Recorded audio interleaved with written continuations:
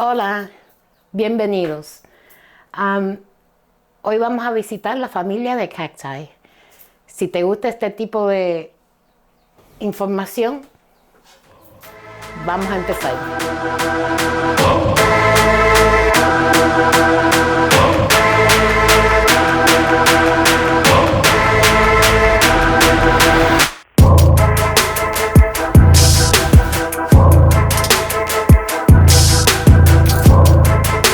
Who the heck was she talking to?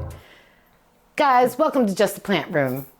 You see, sometimes I did that intentionally. Sometimes I mispronounce various words and plant names, and it's because my head is thinking in Spanish and I'm trying to say it in English. So I want to apologize in advance. I'm sure I'm going to butcher the name of this plant, but I wanted to visit with these jungle cacti. In a recent poll, you guys mentioned that you wanted to see more succulents, and I'm working on that. I do have some succulents that I need to repot, and that's going to be coming up in the video real soon. But I know a cacti is not a succulent, but it's kind of got the same feel, sort of, maybe. Anyway, let's talk about these jungle cacti I have on my table today. We'll start with this guy. What do y'all think about my cover pot? Isn't it cute? Pro tip, Goodwill. Find yourself some of these oversized coffee mugs and just plop your plant in it. How cute is that? Anyway, this is a queen of the night. And I have two of these plants. The other one was actually I bought maybe 3-5 years ago, and it really isn't growing, and I think maybe that's because it's in the kitchen and it's not getting light the way it wants. This one is a little younger and has been in my care a little less time, but seems to be flourishing right there in that corner where it's getting, the bottom half gets a lot of light right there, and then the top is actually growing all over the place, and you can see that this leaf is all curled because it's trying to make its way over to the other section where the light is. But I bring you the queen of the night because all of these are epiphytes, and they're super easy to grow. And I think that if you like cacti, but you don't like how slow cacti grow, this is a great alternative to that. They are very much tropical plants, and they do enjoy a little bit more humidity than the regular cactus plant would. These, for me, seem to be very easy to grow. As long as you're giving them sufficient light and you have them in a place where they're getting, a little bit of humidity, they grow really, really well. On this particular version, I love the flatness of the leaves, or I don't know if they're called leaves or fronds, but the leaves they're succulent and thick. They feel almost leathery, but they have the characteristics of a cacti where they have these, I know the camera can't focus on that, but they have these little prickly things that as the plant matures can actually stick you. So they have that cacti look about them, although they don't look like a cacti at all.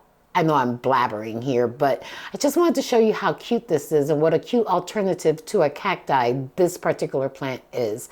The one thing that I do notice with all of these plants is that unlike the cactuses or succulents, they don't like to be extremely dry. They like to stay fairly moist. So these guys I'm watering, they're not on a time schedule, but like this one right here doesn't need any water. The top of the soil feels damp to the touch. But when I feel that the soil gets really, really dry, that's when I do water her. And she seems to be happy like that. So this is the first one. This is the queen of the night. And I'm going to go ahead and put her back where she lives so that we can continue talking about the others. She wants to fight with that one, so... Oh, don't tip over now. There you go. Let's get you back in there. Put you back over there. There you are.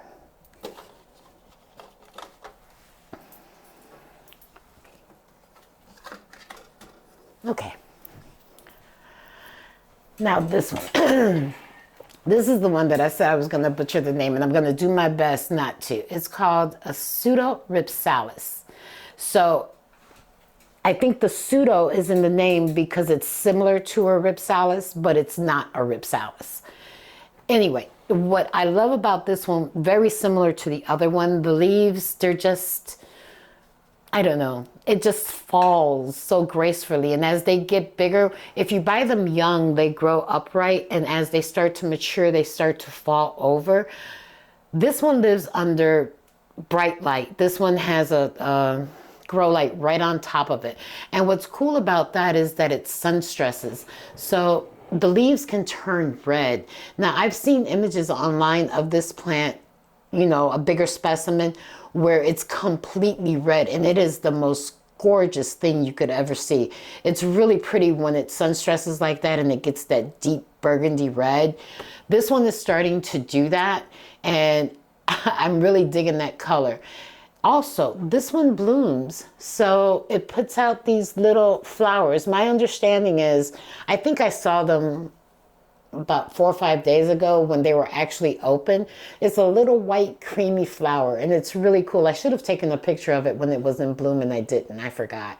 But that's another cool feature of that. And I didn't mention the Queen of the Night does bloom as well, but that one, when it blooms, my understanding is that it only blooms at night, and the blooms only stay open for a day. So that's something to note. They say that it smells good. I'm not sure. Don't quote me on that. But anyway, this is the pseudo-rhipsalis. I think I got that name right. I'm so proud of myself. Said it right. Anyway, moving right along.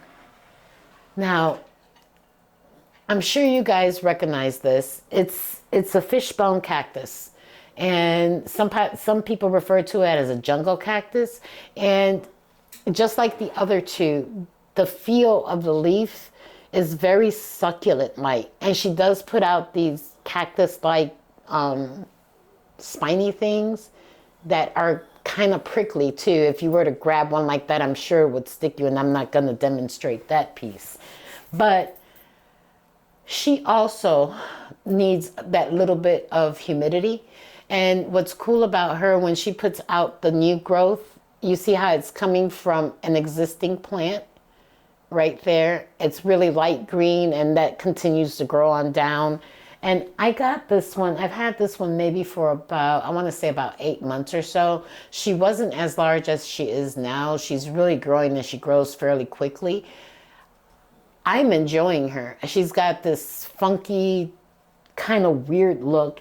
And you guys let me know, does she fit this flower pot, or do you think I should put her in something else? I think she looks kind of cute in there, but that's just my opinion. All of these plants, the one thing that they have in common that I can tell you is that they do enjoy bright and direct light. The soil mixture is a mix for me of cacti soil with my soil amended, just so that they drain freely. I do water these plants, not on a schedule, but I would say every 7 to 10 days. They do, I think I said they do enjoy the humidity. All of these plants, with the exception of this one, lives in my bedroom. The other two are down here. Propagation, they're actually easy to propagate. I do have some propagating in the kitchen. You can propagate by stem cutting and in water or soil, depending on your preference. My suggestion would be to let the cut callus over before you put them in either medium. Yeah, that's how these guys grow in my care. Now, there's a ton of information online about these plants. And if you want to know more about like where they grow and, you know, where they originate from, I would suggest you go ahead and take a look at that. But in my home, in the plant room, this is what I'm doing to take care of them, and they seem to be flourishing. So if you like this type of content, don't forget to like, subscribe, and comment. Let me know if you're growing any variety of jungle cactus. You know, how is it growing for you? What conditions do you have it in? And if not, are you considering getting one after seeing this video? Let me know. So guys, thank you for spending some time with me. I hope to see you again real soon. Have a wonderful rest of your day. And don't forget, like, subscribe, comment, hit the notification bell. Talk to you real soon. Bye.